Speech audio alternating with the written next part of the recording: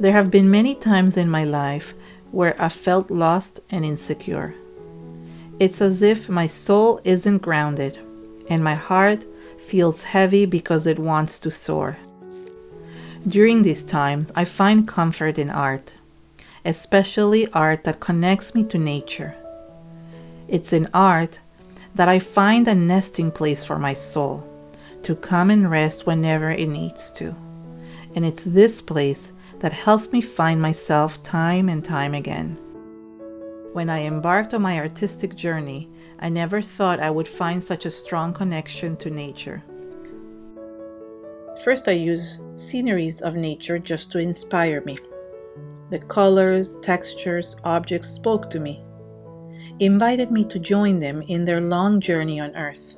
From the shells in the ocean that I incorporated into my art, to the flowers and butterflies that inspired so many of my canvases and art journal pages. I felt them calling my name, whispering, "Here we are, join us." I especially got drawn to trees over the years.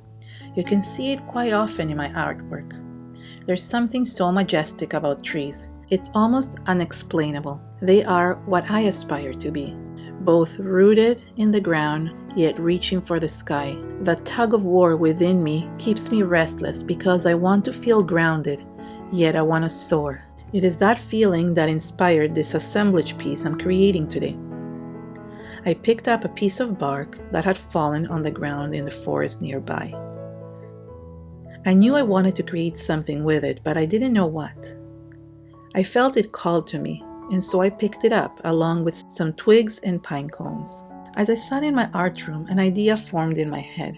I wanted to combine supplies from nature with mixed media products to create a fall decor. I wanted to incorporate two things that I love, which is nature with mixed media art. I thought I would incorporate maybe a nest and some birds. The important thing for me was connecting to nature and the bounties it provides.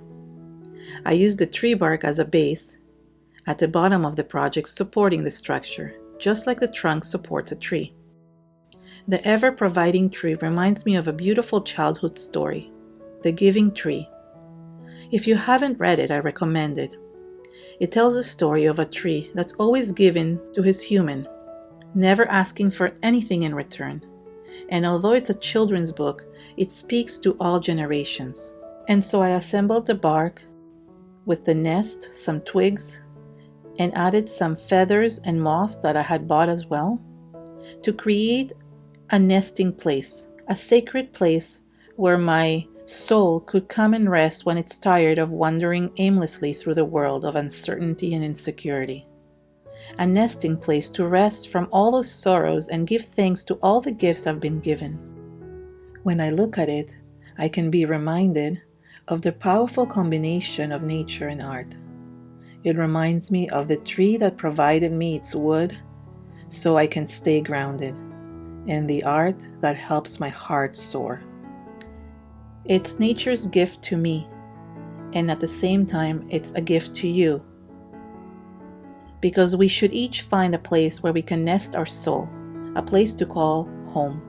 To combine it with the mixed media products I had, I use the heavy gel that I have to glue all the pieces to the background. And then with the soft gel, which is a little bit lighter, I use some art stones to make it look a little bit more fairy-like and more texture around the elements.